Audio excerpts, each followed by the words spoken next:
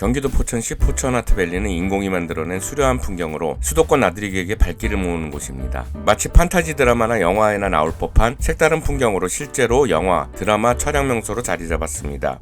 드라마 촬영지 포천아트밸리의 멋진 풍경을 살펴보겠습니다.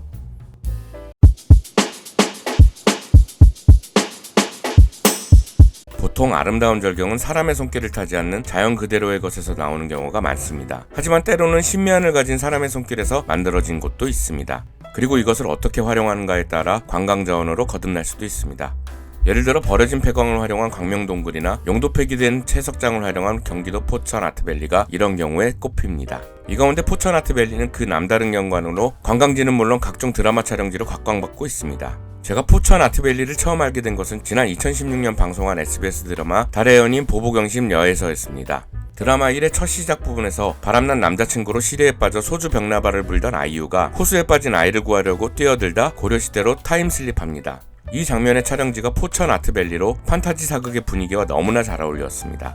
이후 이곳은 여러 드라마와 예능 프로그램 촬영지로 TV에 자주 나왔습니다. 지난 2021년 방송한 어서와 한국은 처음이지에서는 영국 탐험가 제임스 우퍼 등 외국인 4명이 한라산, 지리산, 설악산을 하루에 등반하는 3픽스 챌린지 과정이 방송되는데요. 후퍼의 가족들은 모노레일을 타고 자신은 걸어서 아트밸리를 올라가는 훈련 장면이 인상적이었습니다.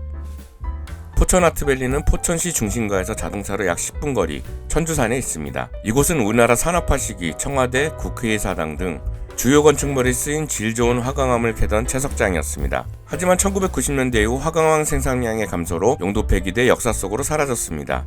그런데 바위를 채석하고 나온 웅덩이에 물이 고여 아름다운 호수가 형성되자 관광지로 개발됐습니다. 이 호수의 이름은 천주호. 나! 천지호야! 천지호!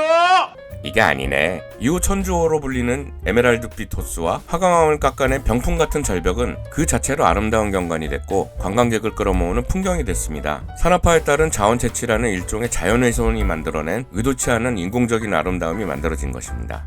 포천아트밸리는 뭔가 인공의 아름다움을 극한까지 끌어올린 듯한 느낌을 줍니다. 이런 인공의 아름다움도 꾸미기에 따라 자연의 미 못지않다는 생각도 들게 합니다. 산 중턱에 위치한 천주호까지는 모노레일이 깔려 있습니다. 400~500m의 길지 않은 거리로 도보로 올라가는 것도 좋지만 타는 재미와 노약자들도 쉽게 갈 수 있어 모노레일은 인기 만점입니다.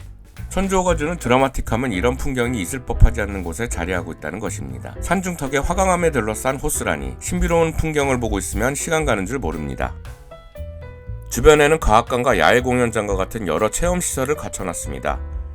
특히 야외공연장의 경우 주변의 화강암 풍경으로 마치 미국 콜로라도 덴버의 레드락 공연장도 연상케 합니다. 각종 체험 공간을 갖춰놓은 포천아트밸리는 가족 단위 여행객들에게 추천할 만합니다. 여기에 남쪽의 국립수목원부터 북쪽의 산정호수까지 다양한 볼거리와 이동갈비, 막걸리 등 남다른 먹거리 문화가 곳곳에 녹아있는 포천은 수도권에서 제일 가깝게 즐길 수 있는 매력 만점의 여행지가 될 것입니다. 이상 끝!